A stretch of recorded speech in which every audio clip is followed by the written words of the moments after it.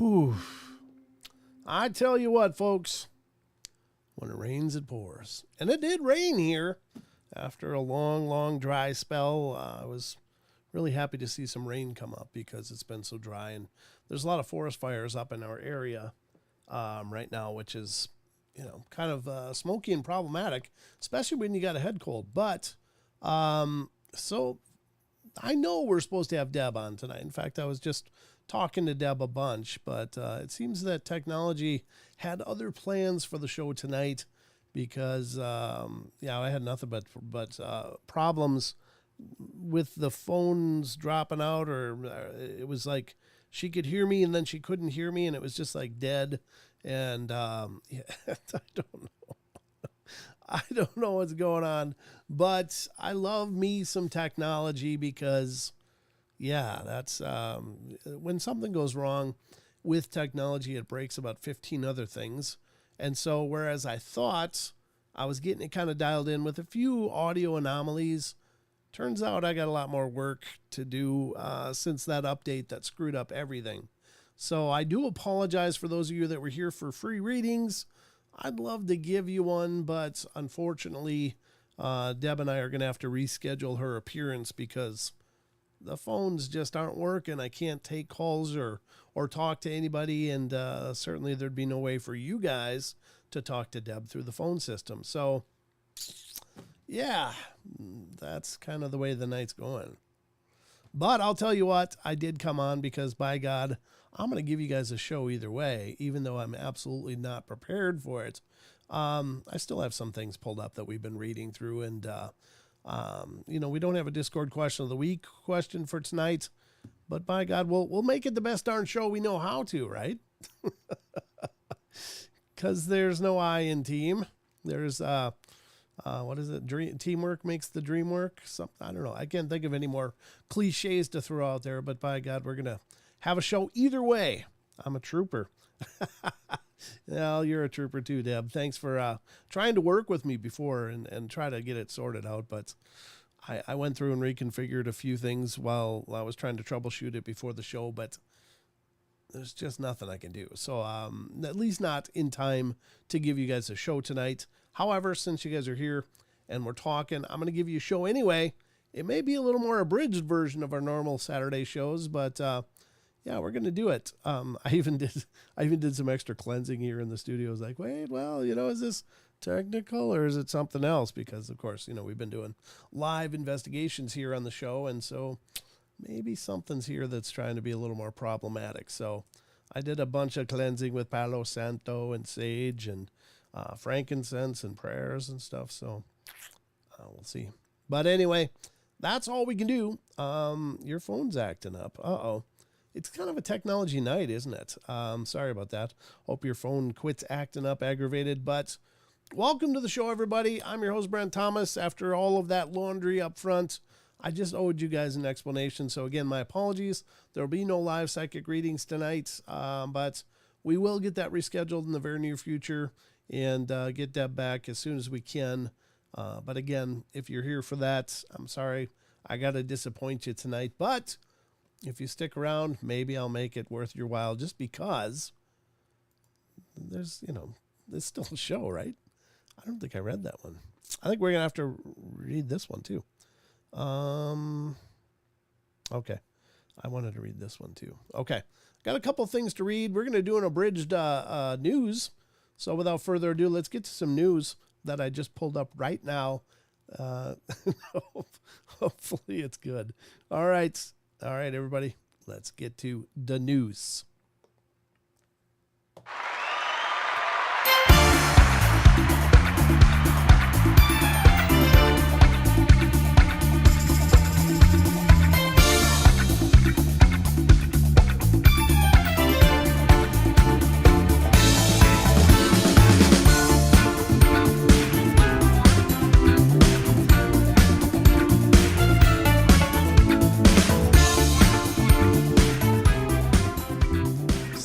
Trusted news, as it were. So, all right, ladies and gentlemen, welcome to the Paranormal Portal News Desk. I'm your anchor, Brent Thomas, and We're going to see what we can find out here in the news. That's kind of a black box there, isn't it? I got things still kind of open all over there, don't I? Let me do that. There. Close the boxes we don't need because we're not doing anything live investigating wise tonight. But welcome to the news desk. I'm going to try to bring you a couple stories here that I hope will be worth your time and maybe you hadn't heard before. So it will be news. You know, the idea with news is it's supposed to teach you something you didn't already know. So I hope I can do that tonight. And if not, my apologies. That's all I can do is do the best I can. So the first of two stories tonight is coming from unexplained-mysteries.com. Please support the site, an amazing site. And excuse me, I'm still froggy from this cold. One moment. There we go. All right, I got better. All right, man in China ends up in a hospital with a light bulb stuck in his mouth. I think that was one of those things like, hey, I think my mouth's big enough. I could get this in there. And then you get it in there and you realize you can't get it out without shattering the bulb and cutting your mouth all to hell. So probably something like that. But let's see what happened here in China. Said the man had been attempting an online challenge. Oh, there you go. Yeah, just like the Tide Pod generation here, ladies and gentlemen. Yeah, you know, if you're finding your inspiration through the internet, you might want to rethink that. Don't put light bulbs in your mouth. Don't eat Tide Pods. You know, there's a million of these things that people do. And for the life of me, I can't figure out why. It's like, really? That was the best you can come up with? Was eating a Tide Pod? Yeah, so it seems that people are willing to do just about anything these days if it means getting exposure on social media, as evidenced by the case of a man who had to go to the emergency room last month after getting a light bulb stuck in his mouth. The incident began when the man, identified only as Mr. Chen, walked into a fire station in Zhejiang with a shirt covering his mouth. I wonder what the shirt was for. When he was asked what was wrong, he could only make muffled sounds. Good thing it wasn't plugged up in his nose. He'd be dead.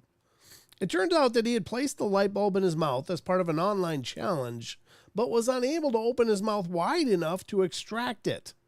Concerned that the light bulb would shatter if they tried to yank it out, the firefighters took Chen to the local hospital, where doctors had to use a special device to deliberately dislocate part of his jaw. Oh, God. Fortunately, with a bit of patience, they were eventually able to safely remove the light bulb from his mouth. There you go, folks, right here from some 1818 and some Chinese characters. Let's take a look at what happened. Since we're not broadcasting on the network tonight, it's just us. So I'm kind of curious. Let's see what happened here. Okay, I don't speak Chinese, so we'll just, there he was with the shirt over his mouth. He looks like a younger guy. Yep, that was a younger guy challenge. So they had to dislocate his jaw to get that out. Dear God. No. Yeah, there you go. Couldn't they use like a you know, and I realize this may sound terrible, but just something, obviously the mouth was able to open enough to get it in there. So wouldn't it seem possible you could just force the mouth open, maybe a little more than comfortable, but be able to get it out? Eesh. Whatever the case, looks like they got it out of there. So we're going to skip ahead a little bit rather than watch. Oh, is that where they pulled it out? Let's see. What did we miss here? I just had it a second ago. There it goes. Oh, there's the bulb coming out. There it is. The man lived. Everybody was happy, and they had a new light bulb for their home. So it's a win, win-win. All right. First news story. Don't eat light bulbs. That's the takeaway. Do not do it. Anyway, you're welcome if you never heard that before. What the hell is that? That's an ad popping up. Okay, next one up on the news is... This doesn't surprise me at all. Did I already cover this one, though? It's from August 1st. I think I already did. Never mind. Doesn't surprise me, but we're going to go to the next one. I don't think I've refreshed this. Let me refresh and pull up a new article for you. Oh, here we go. Oh, yep, the disinformation is starting, folks. So, As many of you know, there's been the whistleblower talking about the secret government program to recover alien craft and even alien bodies. Well, now we're heading into the disinformation part of the campaign. Now, I can't say for sure that there are alien bodies, but I believe there's alien bodies. I believe that Roswell, they recovered some, and God only knows, however many others that they've managed to leap on and grab and confiscate. So it doesn't seem too much of a reach that they would have that. But this guy says maybe not. Let's see what he says. Unexplained-mysteries.com brings us, quit with the ads. SETI's Seth Shostak condemns alien bodies claim over lack of evidence. Well, yeah, they're not going to wheel them out to you and prove it to you. I mean, they. All right. Not everyone has been impressed by claims made by David Grush regarding covering recovered UFOs and non-human biologics. Writing in an article for MSNBC recently, Shostak, who is certainly no stranger to the topic given that he's been the senior astronomer for SETI Institute for more than 20 years, has criticized the claims made by Grush at the subcommittee hearing due to a distinct lack of corroborating evidence. Again, it's not like they're in his fridge. They're in some bunker somewhere. And of course, this he's a head astronomer, so that makes him an expert on all things space, including extraterrestrial existence. I don't think so. Grush stated that he had interviewed dozens of witnesses who had seen or had even claimed to have been injured by UFOs and was aware of a decades-long effort by the U.S. government to retrieve such objects for the purpose of reverse engineering. But where's the evidence? Shostak wrote. Yeah, there we go. It's MIA. Neither Grush nor anyone else claiming to have knowledge of the secret government UAP programs has ever been able to publicly produce convincing photos showing alien hardware splayed across the landscape. If there was evidence of these objects, he argues, there would be no shortage of scientists vying to access and study it, while the powers that be would be only too happy to make it available for study. He's wrong. He's absolutely wrong. That's kind of the whole object behind keeping things secret and classified, is that people can't just come study it. Well, this guy's a knob. What is the point in hiding extraterrestrial technology in a Nevada hangar, he wrote. Weapons. What can we shoot? What does this thing shoot? How fast does it go? Can it outrun missiles? It's all military applications. Of course, they're going to keep it secret. What would be the goal at this point of shutting out the scientific community?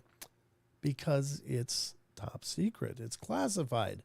Because they're studying it for, obviously, military application. If you put it out there to study, then everybody gets the military application, and that's not kind of how that works.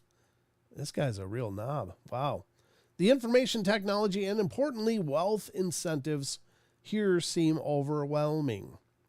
Yeah, that's why he should stick to telescopes and leave the commentary to someone that is a little more grounded in reality, not in your little science bubble. So anyway, that's my 2 cents. I don't like this guy. I think he's an idiot, but I mean, he knows probably astronomy real well, but obviously common sense isn't taught. That's it's not something that he majored in.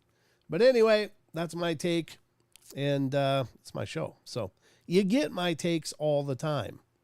But yeah, this guy's a tool. Absolutely. He's smarter than a bag of hammers. Anyway, there you go. That's a little bit of news. So I hope you feel informed, but yeah, this guy's an idiot. Wow. Okay, so there you go. Did you know that? Maybe not. If you didn't know that, you're welcome. Glad you tuned into the news, but that's going to wrap up the news, and we'll see. What time is it now? I don't even know how long I was. It's almost 8 o'clock already. God, I was monkeying with that stuff for a long time. Ugh. All right, let's get back to some more fun and intrigue brought to you by a very frustrated Paranormal Portal.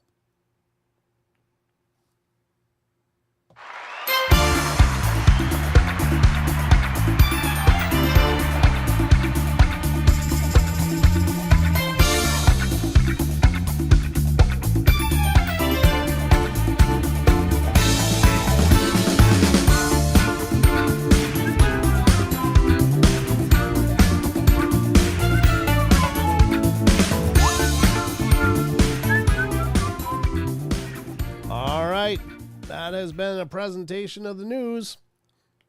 I know I learned some stuff. I learned that guy's an idiot first, and then I learned that people can get light bulbs in their mouth, but getting them out is a whole different problem.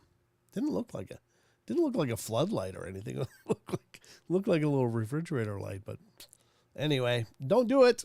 That's well, good, John. I'm glad you trust it. Anyway, so I even I had some takeaways here, ladies and gentlemen. So we're all learning.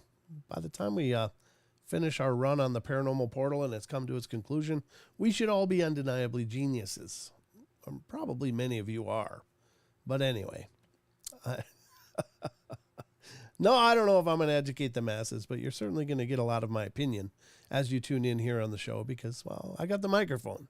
That's how that works. So anyway, interesting stuff. Let's break over to some articles. I think we can hit some of these because, again, these were some that we've been looking at for a while. Is this one of them? Yeah, this is Glitch in the Matrix. Glitch in the Matrix, folks. Glitches in the Matrix. Again, what's a glitch in the Matrix? Well, it's the concept that maybe we're living in a simulation. And sometimes this paranormal weirdness or strange phenomena is sometimes considered to be kind of a glitch or a problem with the simulation. And so is that the case? Well, I don't know. I don't pretend to know if this is a simulation or if it's a real thing. I guess everything is energy when you break it down to its lowest denominator. Oh, that's weird. No, that's different. Someone's on hold. Someone's on hold listening to some fantastic hold music, but I can't even get over there to talk to them. So I apologize, but they're going to be waiting a long time for a reading. I apologize if you're listening. There's no readings tonight. Oof. So anyway, let's get to these glitches in the Matrix. These are things people experienced where it's kind of like reality kind of stood on its head. So anyway, energy, frequency, and vibration. You're absolutely right. So what we consider matter is actually manifestations of energy and opposing electron forces and such. So when you put your hand to a wall, you're not, in reality, you are feeling an electromagnetic resistance to your hand going through a wall. And so is there any real solids? No, probably not, because when you break it all down, it's all energy. But interesting. So is this a simulation? Well, either way, I guess it is, because it's all being projected by some either intelligence or just some happenstance of nuclear physics and biochemical reactions and making all of this amazing reality that we know, or some aliens with a big lab where we're plugged into. Who knows? Anyway, let's get to some of these glitches in the Matrix and see what people experienced. And let's find out now. I think we're on number 63. And again, this is from moneyawaits.com, not a paranormal site that's would usually be posting this kind of stuff, but excuse me, wow. It's kind of a Reddit scrape article. I call them Reddit scrapes, where they basically farm comments out on Reddit and then to just compile them and make these huge articles that are usually peppered with ads. And so I think these sites host these kind of articles because they get a lot of clicky ad bait cooking and they get paid by impressions. So I think they do it. That's why it's so incredibly long. It's taken us literally weeks to work through this slowly, but it's a great article either way. So again, moneyawaits.com, eerie glitch in the Matrix moments. And I can't remember the author, but if I scroll up, I'm going to lose it. So I'm going to lose my place. So number 63, wishful thinking. My mom was sitting on the couch tonight, and I was standing next to her on her right. I might have read this one. With my phone on the armrest. I clicked open my phone to show her something and quickly typed in my passcode, with the phone still on the armrest. Well, she very casually said, "That's your wedding picture," and pointed to the screen. I asked her what she meant. She said, "Your lock screen, that's your wedding picture." My lock screen is just a picture of some palm trees from my trip to California. My home screen is also just a different picture of trees. I'm 18 and have never been married. I flipped through all of my tabs and there were no photos open that could even remotely resemble a wedding picture. When I showed her my lock screen again, the picture of the palm trees, she seemed a bit shocked and said it was weird. She just said, "I saw someone in a wedding dress." After I questioned her for another 10 minutes about it and eventually just dropped it. When she initially said it, it felt like I saw it too. It was the weirdest thing. I feel like I saw it, but instantly left my memory and I couldn't remember what the picture looked like. I believe her that she saw it. Could this be a glitch that showed me my future? Wow. And I can't attribute it to anybody because it's coming up as a permalink. So whoever had originally written that comment must have removed their Reddit account or something. Could it be real? Yeah, it could be some kind of weird glimpse ahead, I guess. But, very bizarre. Number 64, breakup to makeup. My girlfriend and I had been together for about a year at the time. Never had any big problems. We're both really relaxed people. Never had a big fights. Never had trust issues. The whole shebang. I think we've read this one before from another thread, but we'll continue. So one day I was out in front of the apartments building, and this was before we lived together. I'd seen her the night before, had a nice dinner, gone out to a bar, then gone to my place, after which she took a taxi home. So as I'm standing out in front of my apartment building, she pulls up in a taxi. I wasn't expecting her and was pleasantly surprised to see her. I put out my smoke, smile, and walk up saying something like, "Hey, what are you doing here?" Her reaction was devastating. She scowls at me, slaps me square across the jaw. Obviously, I'm dumbfounded, and I'm at a loss for words, so I just kind of looked at her, and she never said anything, just barged past me into the building. Well, I followed her up to the apartment, asking her what was happening the whole way. She goes into my apartment, grabs her bag and some of her stuff she left there, throws a few things at me, breaking a glass or two, and knocking down a bunch of stuff on the shelf. She calls me a pig. She says she knows everything and that I've broken her heart. I'm trying to figure out what's going on, obviously, and she stops on her way out when I touch her sleeve, glares at me again, and slaps me. Wow. Yikes. She tells me something like, "I hope I never see you again," and walks out. Well, I followed her out to the street, and she got in her cab and just drove off. The street was pretty empty. I watched her drive off, and at this point, I'm just lost for words, scared and sad. Then, as I'm watching the cab drive away, someone hugs me around my waist from behind. I turn around, and it's her, in running clothes. She'd been wearing heels and a leather jacket before. I went completely pale. She said hi in her usual happy-go-lucky tone, and then noticed my look and asked, what's wrong? I spun around. No taxi. It had literally driven away 5 seconds earlier. No way it could have turned in that time, and all the lights were red. I didn't say anything to her. Just ran upstairs. Her bag was gone. Things were still broken. My door was still wide open. So then I told her, and we were both momentarily confused. There's no way I could have mixed her up with someone else, and she's an only child. We had security check the cameras, and sure enough, me following a girl to my apartment, the angles weren't great, and the film wasn't great quality, but it was pretty easy to see me and my face. Hers was always hard to make out. It looked a heck of a lot like her, but never a clear shot. That was by ZJew12.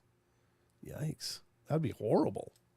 Could you imagine? But imagine the relief. It's like, oh God, oh thank God, that wasn't real. It was real, but it wasn't really real. What the hell is that? A dimensional shift? Did this angry woman she was so mad she jumped into a different reality? I don't know. That's creepy as hell. Again, do I know this is a real story? No. It's presented as such. It's supposed to be, but it could just be a fabrication. And that's always the risk, I guess. Number 65, water under the bridge. So I was at my friend's house the other day, and we got some drinks from the kitchen, and then went up to his room to play some video games. Oh, I think I did read this one. He put his glass of water on his bookshelf and then turned around to shut his door, and in doing so, he knocked over the full glass of water, and it went all over the floor. My friend was pretty angry, as it got over quite a few of his books as well. So we went downstairs to get some kitchen towels and went back up like 30 seconds later. When we opened the door, we noticed that the wet patch on the floor was gone. So we felt it, and it was bone dry. His books that got wet were dry too, and we couldn't find the glass that we'd left on the floor either. It was then that we looked up and saw a full glass of water sitting on his bookshelf. Ooh, reset. That was by Grizzly Bongo. I know we've read that one before, but that's still pretty interesting. So, I mean, these really are kind of glitch in the matrix kind of stories. Disappearing wet patch. Yeah, I tell you what. There'd be plenty of times in my past where I wish that was the case. That sounded terrible. Not like I was a habitual bedwetter, but when I was younger, I had a few accidents, and they were pretty humiliating. I would have loved to have gone to the bathroom and came back to everything being bone dry. It's like, whew, problem solved. All right, number 66, Soul Survivor. This happened a few years ago, but I still remember it like it happened yesterday. I was with my boyfriend at the time waiting on a bus on a really long main road. Well, as we're waiting, I happened to see an old lady. I think I read this one too. I must not have got back to the right spot, so I apologize if it's redundant. We'll just read this one and go on to something else because I don't want to repeat a whole bunch of stories. As we're waiting, I happened to see an old lady walking in our direction from ages away, and something about her really caught my attention. She was small and old, but was hobbling towards us so quickly and with what seemed such purpose. I don't know why, but I just felt like she was looking straight at me, though she was kind of far away. Well, as she got closer, I noticed she was indeed looking at me with a warm smile on her face, slightly out of breath, just full on staring at me. She crossed the road and walked straight up to me, as if she'd known me for a lifetime. She put her arms on my shoulders and told me, "You are the sole proprietor of your own body." She just stood there and smiling at me. She seemed relieved, as if she made it just in time to give me this message.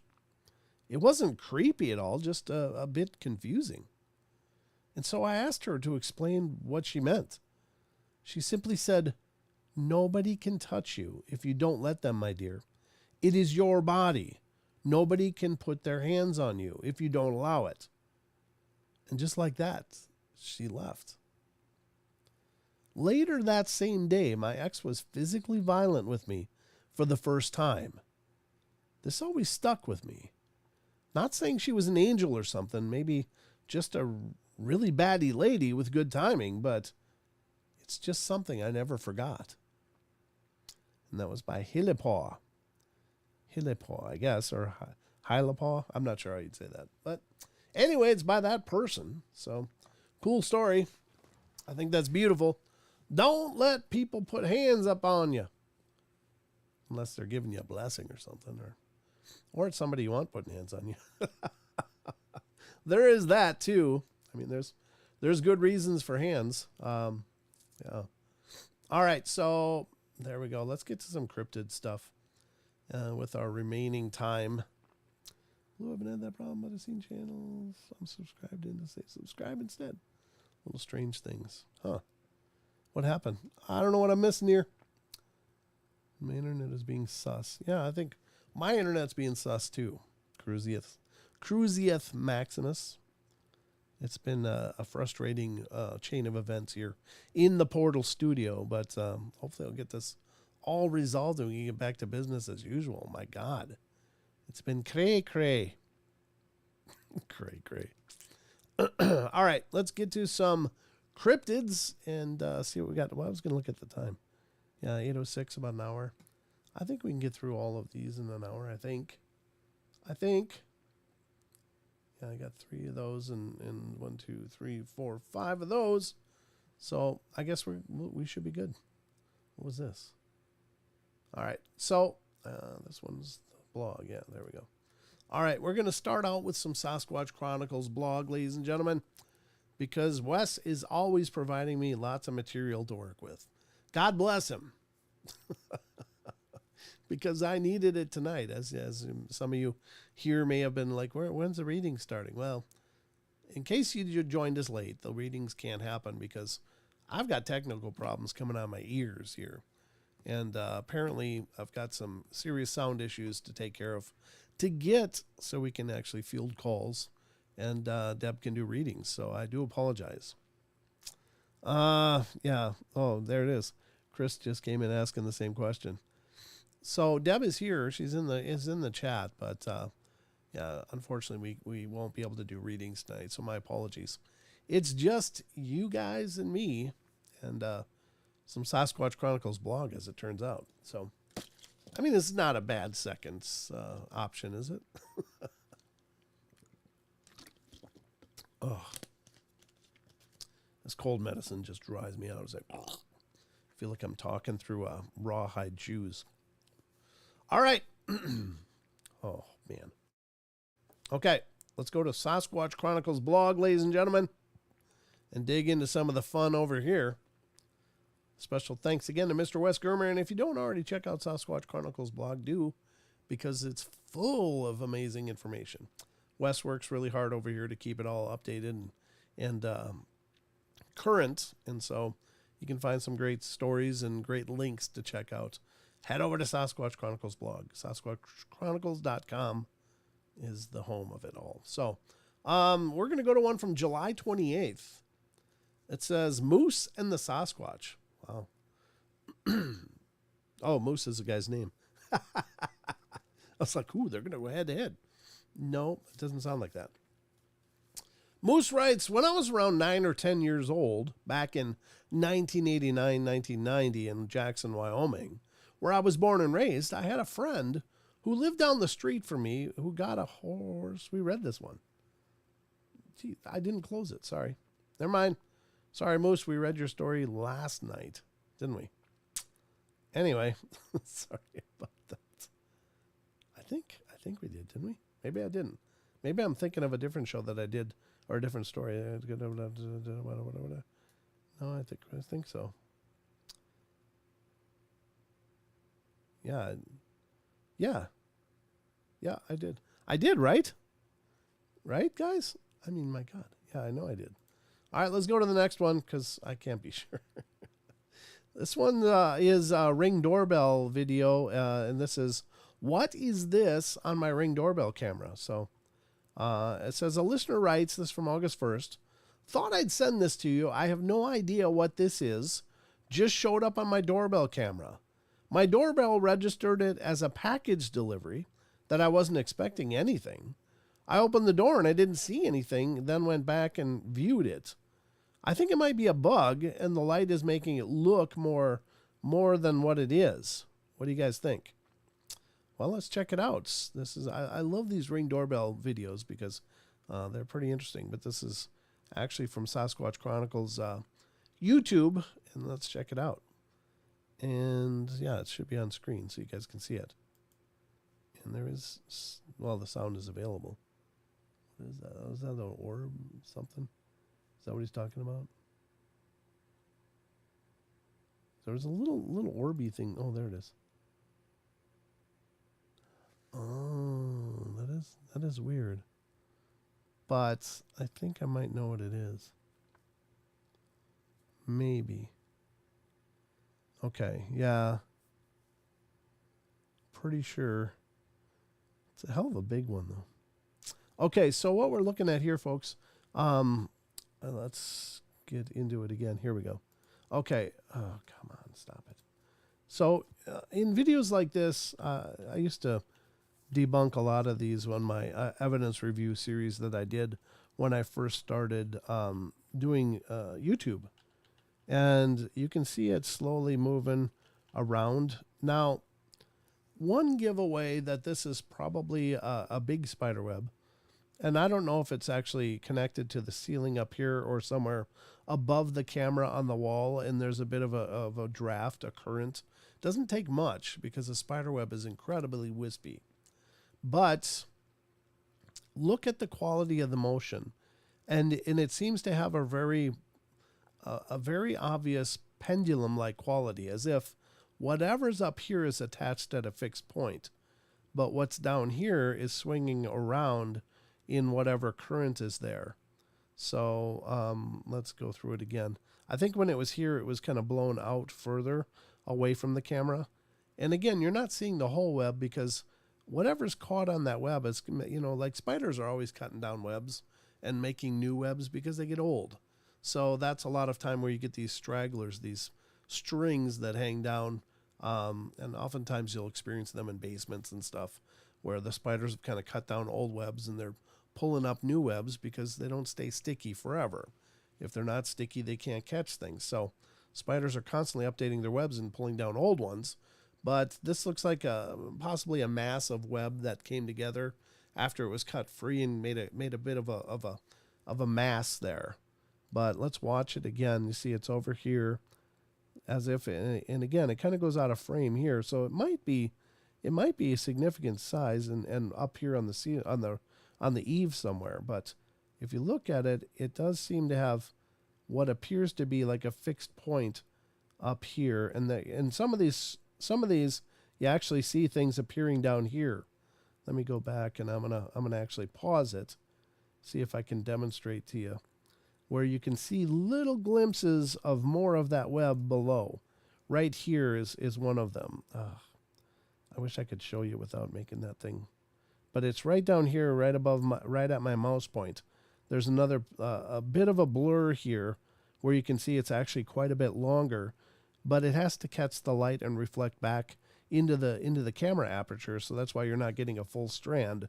Most of the light is being refracted, or just not enough of it is being reflected back to trigger the aperture. But you get these little bumps in these spiderweb globs. Now, if I go frame by frame forward, you'll see that you see those dots that are right down by the red line there? They're also moving in unison with the thicker mass that's above it. But I'm not sure exactly where that point is that it's still connected to, but it's definitely up above. And there's something definitely trailing down below, much closer to the floor or the sidewalk. And you can catch glimpses of it here and there. Not right now. Now it's too far away from the light, so we're only getting the big mass of web is picking up the light, but now it's swinging out. So there must be a circular current in here that's kind of, and it doesn't have to be fast. It just has to be gentle enough to move a spider web. So it could be a very still night, but there's always air moving. So I think that's what we're looking at. It's just a mass of a web. Now it's gone out, and it's catching wind, and then it gets pulled around. So I think that's what we're looking at, folks. Interesting, though. Sure doesn't move like a bug. It's emitting light. Yeah, I don't think so. I think that it is probably refracting a little bit of the light. That is moving with purpose. It's a spider web. Yep. I agree, John P. Get them all the time on my cameras. It's probably really long and getting pushed around by the spider or a light wind. Yep. I freaked for hours for the first time this happened to me. I went outside and broke it. LOL. Sorry, it's nothing exciting. Sorry to break your web. Yeah, so I agree completely with them. So that's what we're looking at, folks. And that's, you see a lot of these videos that people captured, and they do look weird. They look like something that you can kind of see, but kind of not. Like maybe an apparition.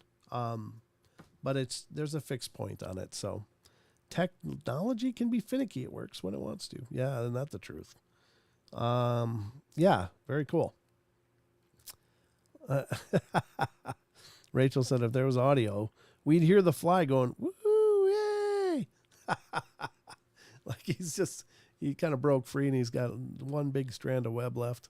He's just flying in circles. Actually, I'd seen that once where somebody took a long hair. I don't know where the hair came from, but it was really long hair.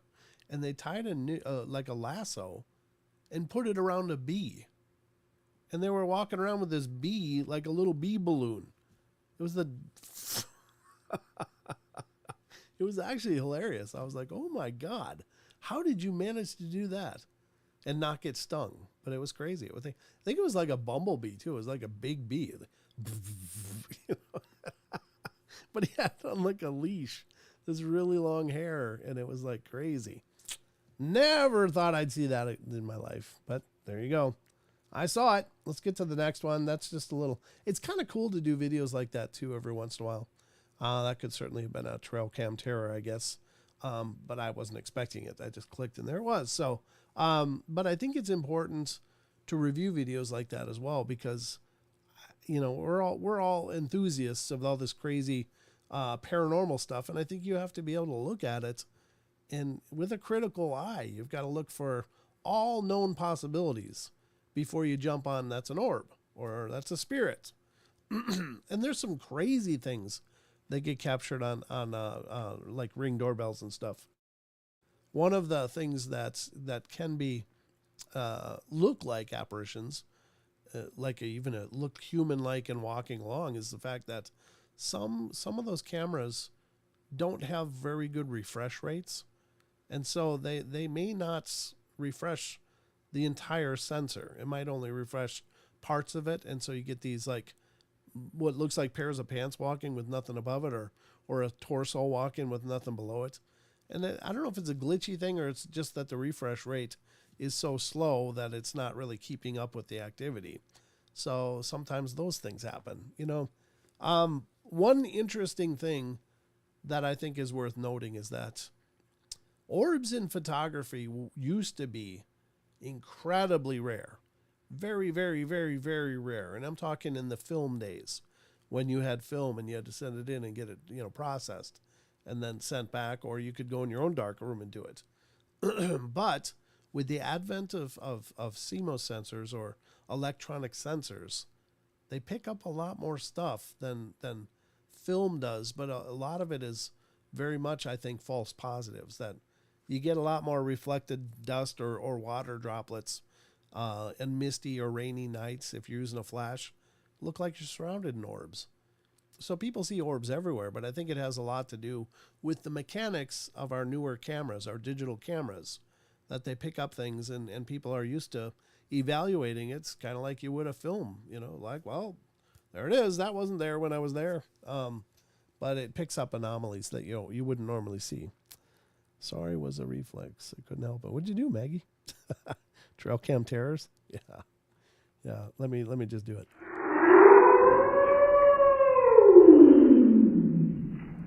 There you go. Just for old time's sake, trail cam terrors. So that was trail cam terrors for tonight. You've never seen an orb. Do orbs look the same with naked eye? You know what? I'm here to tell you that orbs on film to me don't look anything like a real orb to me. I've seen what I think are real valid orb captures. They're very rare still, but I have seen footage that I think might be legit. But the orbs that I saw in person they looked like little suns. I mean, they weren't so bright you couldn't look at it, but it was really obviously self-illuminated. It would look like a little glowing ball of light. And for the life of me, I've never seen anything like it since then or before then. In both of those instances that I saw an orb, didn't look like the wispy stuff that you see all over the place on the internet. It looked, when in person, looked like a little sun gliding around. So that was my take on it. I've heard some people see orbs that are size of like basketballs. I've never seen anything that big. The one I saw was about between a quarter and a 50-cent piece in a orb. So thanks so much for your experience with orbs. I wondered that. for a while. Very interesting. Yeah, you're welcome. No, I don't pretend to be an expert on it, but that's been my experience, was that the ones I saw in person look nothing like any of the photographic evidence that allegedly shows orbs. It looks like it would illuminate the room, even though it's weird because the orbs themselves, although they do give off a very obvious light, it's not like it really illuminates like a flashlight or a light bulb. It doesn't really shed that light around them. But I got to say, both times I saw the orbs was in daylight. So I don't know if it would have in a dark room or not, but it's not like it was radiating so much light I couldn't see or that I saw the glow of it all over. It was just this little self-contained ball of light. So pretty cool, though, whatever it was. Oh, excuse me. Shaking things loose, folk. All this talk got me shaking things loose. All right, so yeah, they were both daylight. The first time that I saw one was, it was when I was about 21, 22. I was working nights. I can't say it was daylight because it was nighttime, but I was in a well-lit room when I saw it. And I was sitting on the floor. I used to smoke cigarettes, watching TV. My then wife was asleep in the bedroom, but I was sitting there just relaxing on my night off, watching TV, and there was this ball of light about 2 feet from my face, just gliding right past me. Like it was looking at me and I was looking at it. Now, this is way before I had knowledge of what spirit orbs were. I mean, I don't think I'd ever even heard the term back then. But I was like, what the hell is that? What's that little ball of light? And it just like drifted lazily right past me. And then I remember thinking, I could catch that. Should I grab it? Should I do that? And then I'm like, no, I should not do that. I don't know what the hell that is. What? Am I going to burst into flames or what? So I opted not to reach out and just grab it, and probably was a good idea because I have no idea what that was. That was also the same house where I was taking a shower and the cold water just came off all of a sudden. And then I shut the shower off and outside of the shower was the hot water faucet was full blast. So there was activity at that house, quite a bit actually, but it was a brand new house. It's one of those weird things that, there wasn't a history to attribute it to, but I think that it was a representation of whatever that spirit was. Now that I would think back on it, the second time I've seen that's an orb was in this home, and it was about 5:30 or 6 in the morning. It was a summer day, but I just gotten up, and I was going in because the first thing I think about is coffee. So I was kind of just trudging along, walking into my kitchen, and around the cupboard came this little ball of light. And it came around the cupboard, came towards me, went to my right, around my leg, and then was just gone. It was like, oh, didn't feel creepy, didn't feel horrible, nothing like that, but it was just there. So, true stories. I don't know. I assume there must be a spirit of some form represented like that, but I can't tell you what it was. It's just what I saw. Okay, so this is a thermal behind my home from August 1st from Sasquatch Chronicles blog. A listener in Ohio, Corky Marple, name's Corky Marple, that's a wild name, sent this to me and writes, total of 3. One way back on the hillside where I was yesterday. The other 2 was right behind the house, halfway up the hill. One was watching out for the neighbor's dog, while the other was in the area looking for bugs and worms. Okay, I don't know what we're looking at here. This was from Corky's research channel on YouTube, and he's got a 1.19 thousand subscribers, so he's been doing this a while. Good for him. All right, nice job, Corky. Let's gonna take a look at what you got here. Black equals hot in this IR or FLIR exposure. So let's see what he's got represented here. Oh, it looks like it's not. Looks like something there, yeah. Like a figure. Can see an arm kind of moving there or something. Let me make it bigger. Yeah, that looks... Okay, now it's the darker for the hotter. Okay. So I guess this would be really hot, and these would be less so. But if they're covered in hair, sure. It's not, I mean, what would this be then? I don't know. That's probably just a rock or a tree or something. Oh, what the hell happened? Okay, here's another angle. This is 4.5 minutes long, so we're going to watch it and see what's coming up here. I'm not seeing anything here yet.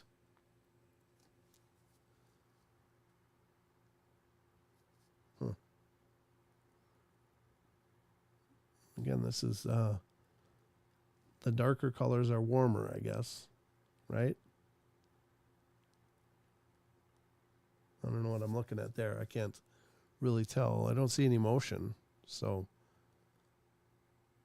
I don't know if the person Corky is thinking that's a face or something. I don't know. Oh, is that a figure?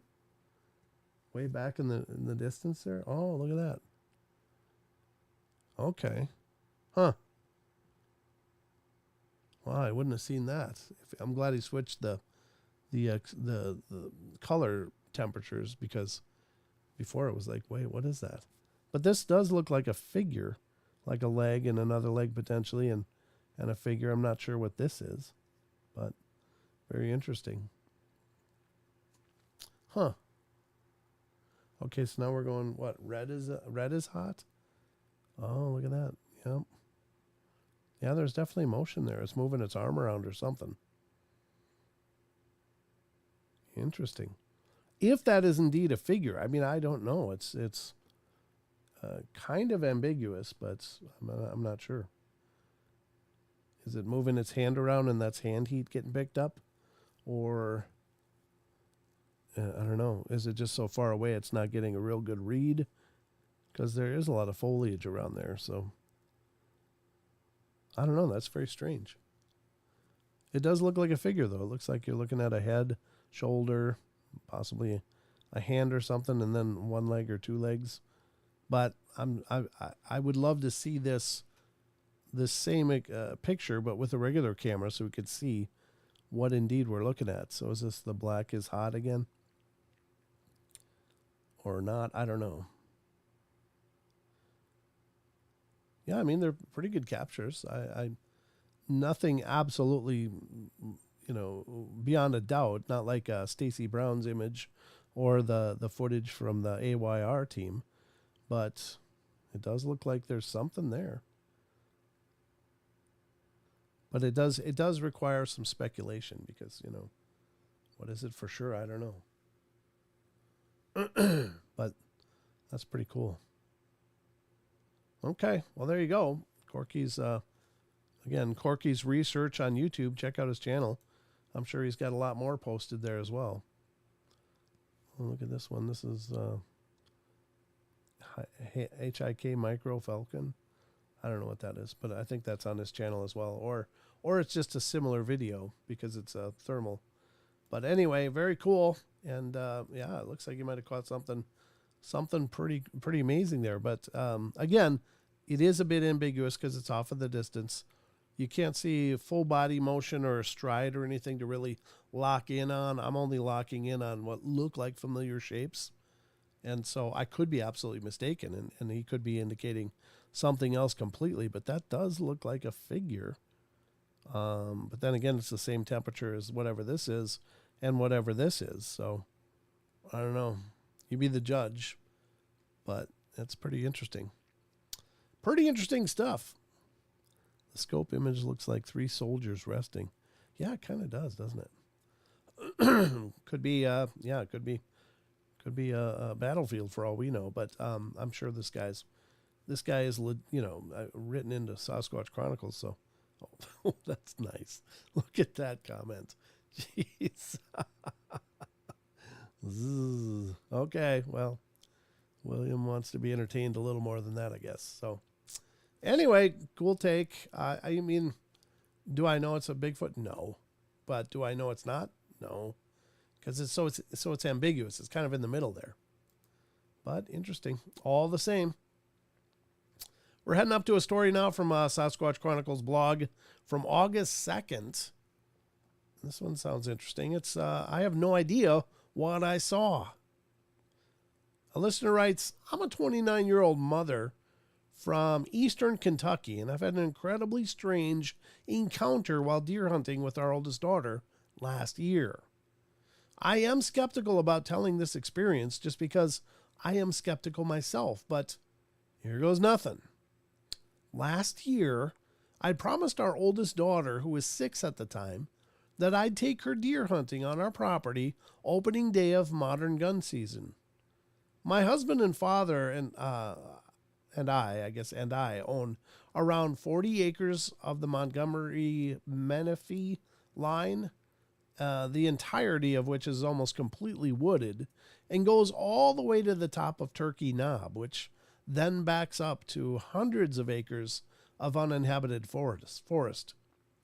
We woke up that morning and were running a little behind because I had to feed our baby and make sure our little boy and husband were set for breakfast.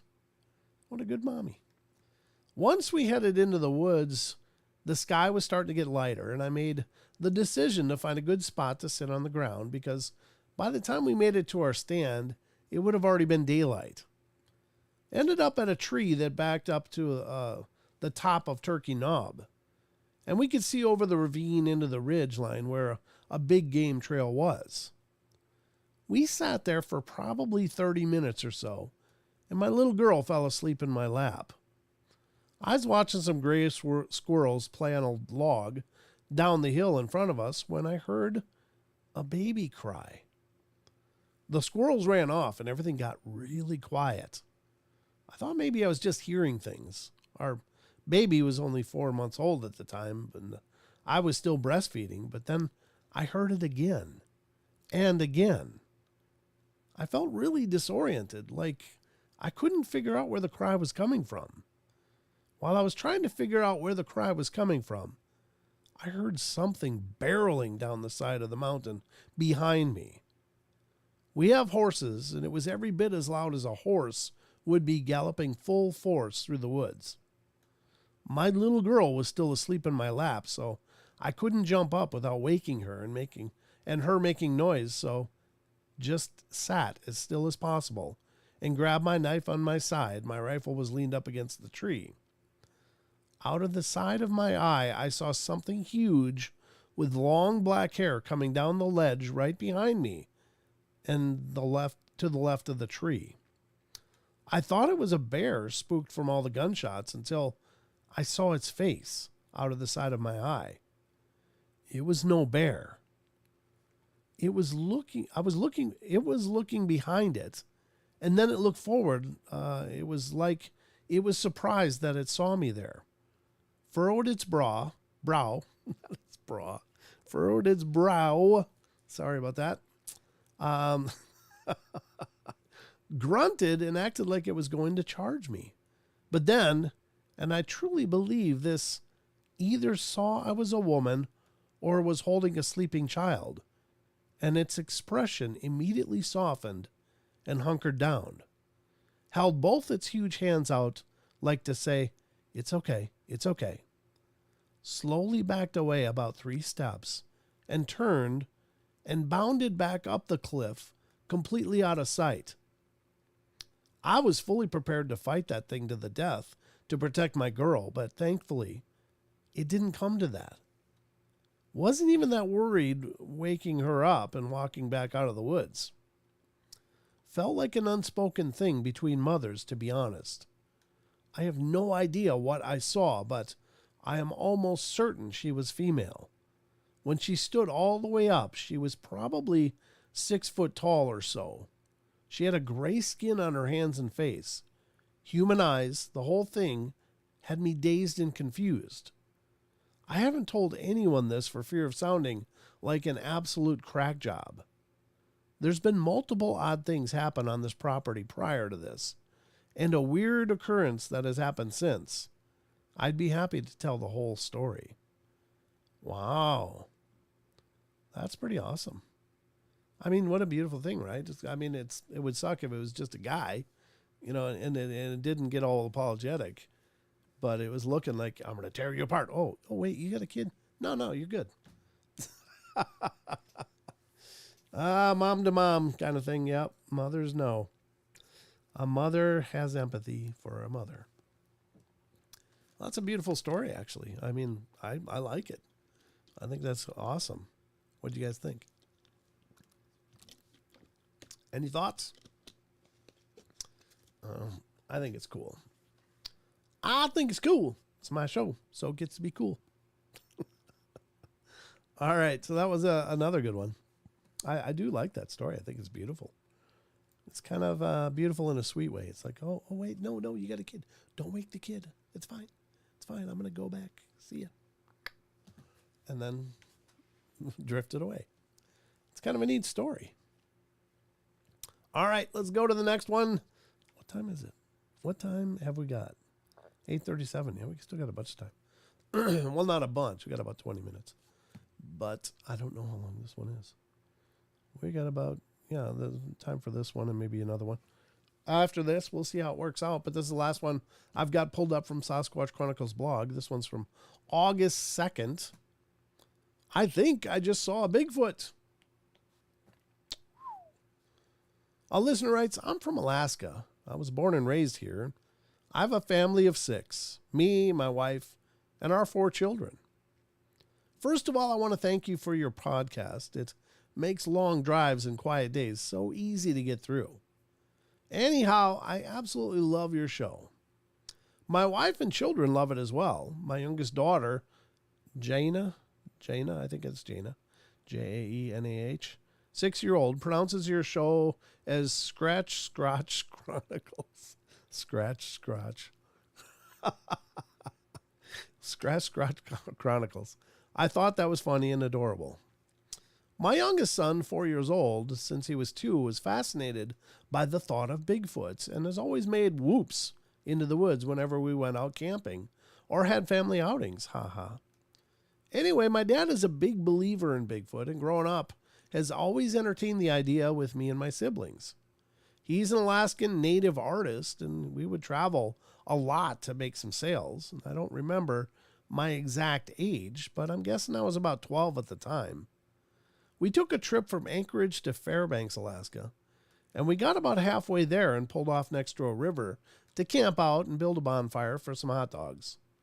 Well, anyway, it was summertime, and it was getting pretty late and dark out. And me and my dad and brother, 5 of them, were sitting around the campfire just talking and having a good time. And we were getting ready to put the fire out and just go to bed. Then all of a sudden, we hear this very loud plump in the water. I remember distinctively the sound.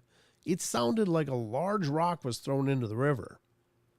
Well, we all whipped our heads towards the river and were sort of confused. And my dad says, "Be quiet. There's a Bigfoot around." We didn't hear anything other than that. And I'm guessing it was because the size and level of noise the river made. I was very curious. I'd brought my little BB gun with me, and I had this great idea and started shooting BBs across the river towards the embankment. Thinking back now, that's probably not the smartest idea. Well, nothing else happened that night, and we slept and went on our way the next day. Fast forward when I was about 21 years old. I'm 30 now. Me and my wife and family took a trip to Fairbanks, Alaska to visit some family, and on our way back, we traveled in separate vehicles.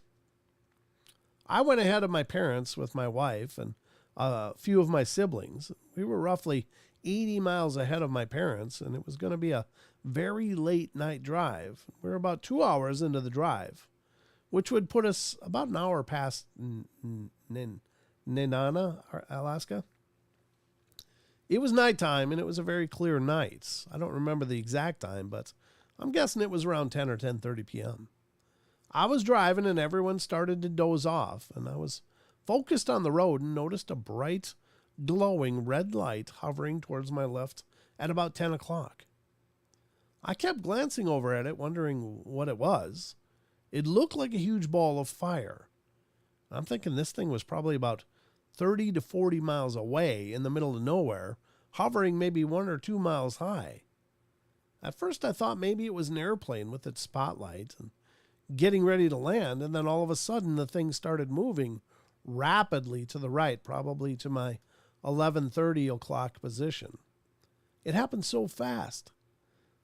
It had to have been less than a second, and it started to kind of dance back and forth rapidly. It did this maybe 3 to 4 times and then just basically disappeared. Well, I was very excited and knew this was no plane, and quickly grabbed my phone to call my parents and tell them what I just saw. And before I could even dial their number, my mom was calling me, and she was all hyped up and asked, "Jeremy, did you see that UFO?" And I said, "Yeah. I was just about to call you and ask if you all saw it too." It was a very cool experience, and the drive home was like a dream, just thinking about it. Okay, so I'm married and have been for 10 years and going on 11. Me and my wife and children live in Eagle River. It's a small town just outside of Anchorage. I work in the oil field and was on rotation at the time working, and it was late. I was just falling asleep and my phone started ringing. I picked up my phone, and it was my wife. I answered right away, thinking it might have been an emergency. I said, "Hello?" My wife said, I think I just saw a Bigfoot." Me, "Really? Where?" "On my way home from your parents on Eagle River Loop Road." I hope my wife doesn't mind me telling you this story. It's an amazing story, and I'd love to tell you the rest and give you details over the phone. She's seen it clearly, and its behavior on the side of the road is extremely interesting. And I haven't heard anything else too similar to how this thing behaved. Well, I'm really wondering, what was that? I'm not sure if Wes made a episode about it or if he's going to, but that'd be a great one. I'd love to hear what they saw, especially if it was so unique. What was it doing that was so unique? And that's the beauty. That's why I love talking to people that have experienced things, because everybody sees things uniquely. Everybody will notice different details or a little bit differently than the other people. And it always brings a little more of the story to me. So I would love to hear what this person had to say. Sounds incredibly interesting. Give us extremely interesting details, please. Oh, that's not having to do with me. Oh, sorry, I didn't mean to sniffle right in the microphone, but I'm just lucky I can breathe right now. Just a congested mess. Just slurping up my own nose. It's gross. All right, so that was Sasquatch Chronicles blog, ladies and gentlemen. And again, check it out if you haven't looked through there. I mean, it's a huge catalog of stories and stuff there that you could go back for years reading many, many different accounts that were never made into episodes. And quite honestly, it's because the volume of these things Wes receives, there's no way in hell that man could make all of them an episode. But I think they all stand up in their own right because, again, I think a lot of people have this real Hollywood idea of this stuff. Like, it's got to be big. It's got to be throwing rocks, making you scared. But hell, anything that happens that's unusual, I think, is amazing. So that's why I love talking to experiencers. You guys bring stuff to the table I never heard before. So I'm going to go over to Phantoms and Monsters now, because there's a couple of, I got 3 stories over there. I don't know what I'll have time for. Maybe this one and possibly, let's see. Yeah, probably maybe this one and one more. We'll see, though. All right. This is, again, phantomsandmonsters.com. This is Lon Strickler's site, a good friend. And he has an amazing site here full of tons of encounter stories, as well as research that he and several others that are affiliated with him are doing on many different topics, such as Dogman, such as the Mothman, such as so many Fortean topics. So definitely check it out. You'll also find links to Lon's published works. He's got several books out there, as well as Phantoms and Monsters podcast. So, and by the way, he's looking to raise his numbers on YouTube. So head over to YouTube at Phantoms and Monsters YouTube site and subscribe. Help him out. Okay, let's get to this one. This is from July 20th. I guess I should put it on screen so you can actually see something. July 20th, yellow-eyed reptile man shocks young camper in Great Smoky Mountains. It's got to be over in the Tennessee area, huh? over by Mr. Merkel. Let's see what it says. It says a horrifying reptilian humanoid encounter in the Great Smoky Mountain in western North Carolina. Okay. Was recreated for Monsters and Mysteries in America, which aired in 2015. Okay. So this is more of a recreation thing. But in the Appalachian Mountains in August of 1990, 17-year-old Jamie Anderson decided he needed an adventure. He began by sneaking away from home. Well, this is a trip that I decided to make on my own without anyone's permission. I was depressed and really wanted to get away on a bus ride from Minnesota to Florida. I'm about halfway down there when we reached North Carolina, and I had a change of heart, so I stopped there and decided to go back to Minnesota. But the next bus was not scheduled to depart for another 2 days. Oof. Being at my age, I couldn't just get a hotel or a motel or anything like that, and I decided to go camp out, and I was preparing for camping, so I made my way into the Great Smoky Mountains area. I had a bullwhip, I had a machete, and I was pretty much prepared for any type of wildlife that was out there, except for what I encountered next. I was not prepared for. It was around 1 or 1:30 in the morning, and I woke up to this god-awful sound. My heart jumped up into my throat. The hair on my arms just stood straight up, and I immediately started looking around. My first thought was it was a cougar. So I grabbed the bullwhip and started looking around for any signs of something stalking me. The noise was definitely closer, and that's when I saw shadows in the bushes, sort of moving. And then my eyes met whatever this was. Its eyes were putrid yellow. I knew right there that I was dealing with a monster. The adrenaline just took over, knowing that this thing was looking at me, knowing that it was tracking me. I accidentally tripped, and when I hit the ground, that's when I heard the thumping behind me, like something was running. The fear of dying, it's something that I've never felt before and was determined to defend myself. What I was looking at was nothing that I'd ever seen before. It was humanoid, but it was very reptile-like in appearance. It had ridges on its head, and it walked forward, and I snapped my bullwhip again at it. The creature snatched it with the talon-like hand and bit the end of the bullwhip. Well, I ran. I probably ran faster than I've ever had before in my entire life.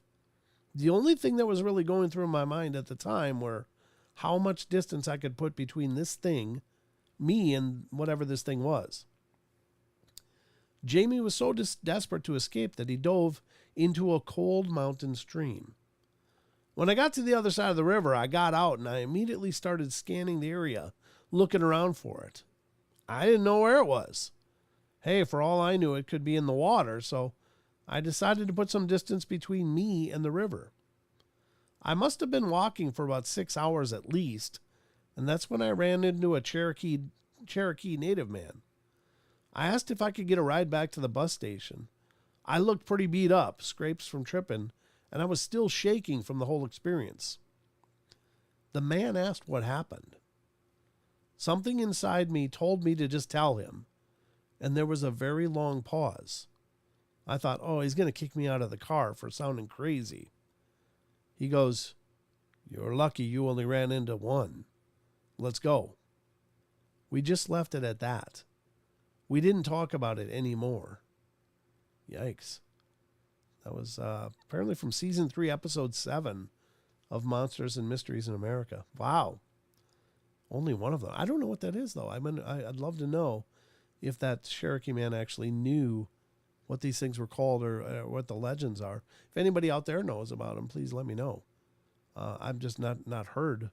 I mean, there's plenty of reports of reptile-like things, but I'm not familiar with native legends or First Nation legends regarding reptile people. So, other than the Hopi and the Anunnaki, which is not the same ones as the Sumerians dealt with, but they were people that were from inside the earth and apparently were kind of insect-like. But this is lizard-like, so I don't know. Strange, whatever it is. But great story. Yeah, I'd love to know more. All right, what are we doing for time? We got 51. I don't know. I can give you. This is more of a evidence type of thing. So rather than to do this one, let's look at this one. Bizarrely dressed grinning skull humanoid reported in Tempe, Arizona. Ooh, that sounds like a horrible thing to meet. This one is also phantomsandmonsters.com. A totally out-of-place man walked into a Tempe, Arizona hotel asking to use a payphone, and later a police officer inquired about the man, who presumably vanished into thin air, according to witnesses. I received the following account from a reader. Hi, Lon. I decided to send this odd, weird report to you for your thoughts. I've read your blog for a few years and decided I should share this with you. One afternoon in Tempe, Arizona, a man walked into a hotel where I worked. He had a coat on, a pea green military type coat, and butcher paper. Yes, he had butcher paper around himself, like some kind of tube top. Under his coat, like a shirt. In addition, one of his legs was twice as big as the other one, and he asked to use the payphone in the lobby. I told him sure, not yet realizing how weird he looked. He was obscured by the desk and the entry door.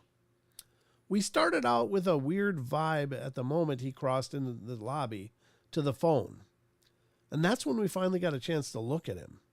He walked a bit slow, however, this made sense as his leg appeared swollen. He then made a call and turned slightly to keep me and my coworker in his attention, sort of out of his peripheral vision. Very soon we could tell he wasn't listening to anyone, and the phone made noises like it was just off the hook. I decided that was enough and demanded he leave, which he did abruptly by our side door. Now the really weird part. My coworker took a picture of him on the payphone with the old flip phone.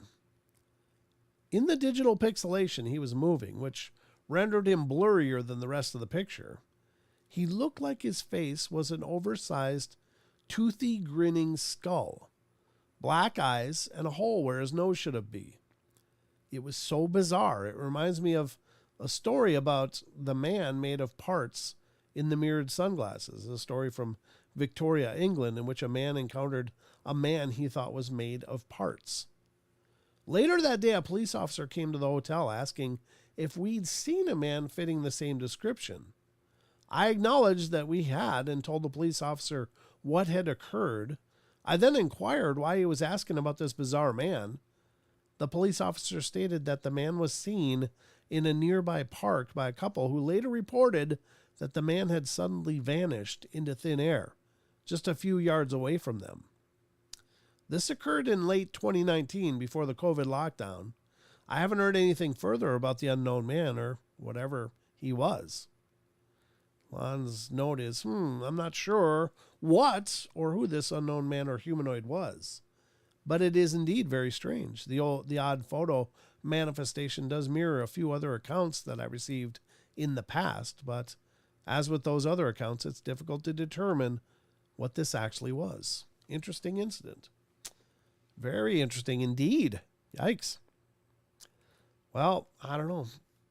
I don't know. Why was one leg bigger than the other? Why was he wearing butcher paper? Why?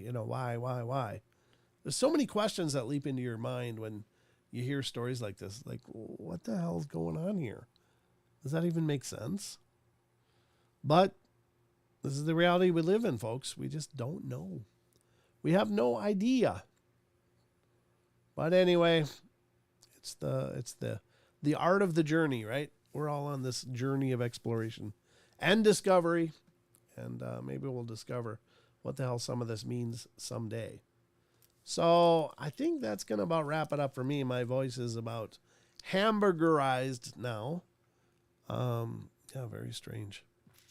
Got to figure out the sound stuff. I'm so sorry. Again, sorry about not having Deb do readings tonight. I would have loved to have her do that, so I wouldn't have had to talk.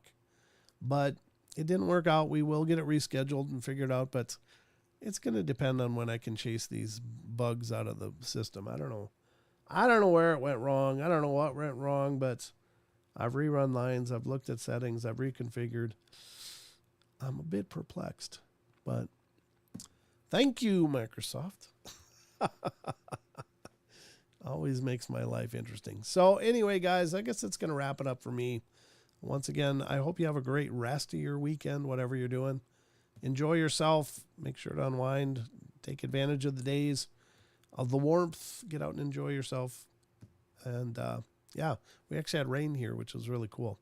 I don't like when it goes so dry around here because it's just, these forests are like a stand of matches. And when there's no rain at all, it just takes nothing for them to just leap into flames. So anyway, we'll keep going down the road. I will supposedly be back on Wednesday.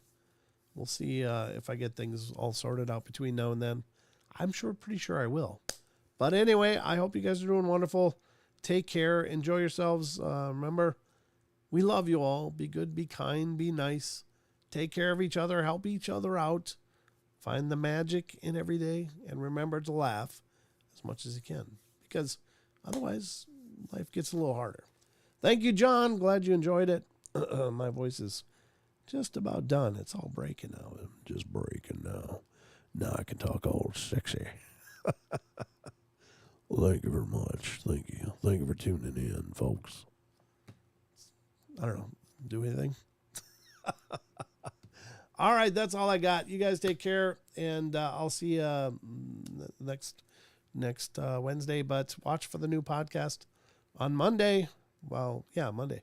It'll be uploaded tomorrow late. But it'll be officially available Monday. So check it out. It's going to be a good one. I had a great long talk with a psychiatrist, a doctor of psychiatry, also a professor who works with exorcists in determining the line. Is it demonic or is it just mental illness? He was a great guy. Very interesting stories. That's all I'm going to say, but it was a fun conversation. What was his name again? I'm so terrible with names. And last name was Gallagher. I think it's Dr. Richard Gallagher. Yeah. So, yeah, Dr. Richard Gallagher. He's well known, and he reached out to me, and I was like, yeah, I'd like to talk to you. So check it out. That one will be airing on Monday. So, yep, something to listen to when you clean. You got it, RJ.